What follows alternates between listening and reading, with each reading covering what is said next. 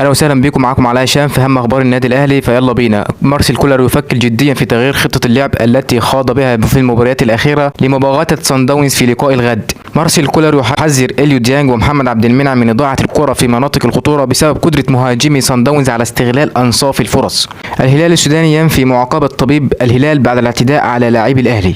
مصدر بالشرق الإماراتي ينفي تفاوضهم مع كهربا ويؤكد أن الجلسة التي كانت مع محمود الخطيب لم يتحدثوا فيها عن أي لاعب. سيد معوض يؤكد أن نجله عمر سافر إلى البرتغال لقضاء معايشة مع أحد الأندية وأنه لا صحة لهروب اللاعب بعد فشله في وجود فرصة في أوروبا. شقيق أحمد حمدي لاعب الأهلي السابق يرجع إلى قطاع الناشئين بالأهلي، وخالد بيبو يرفض عودة اللاعب مجددا. لاعبي الأهلي يعزون حسين الشحات قبل مباراة صن داونز بعد وفاة جدته بالأمس.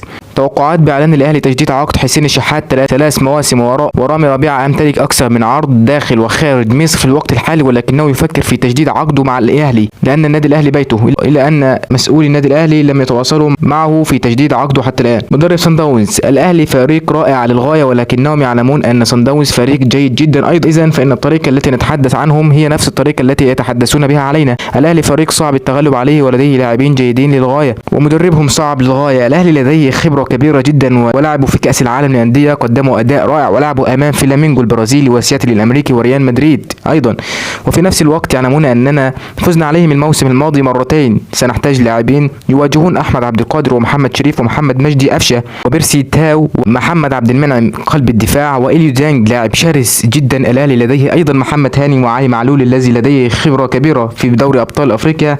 درسنا الأهلي جيدا وجاهزون للقاء الغد. دي كانت أخبار الأهلي. ما تنساش تعمل لايك واشتراك عشان نستمر في نشر الحلقات.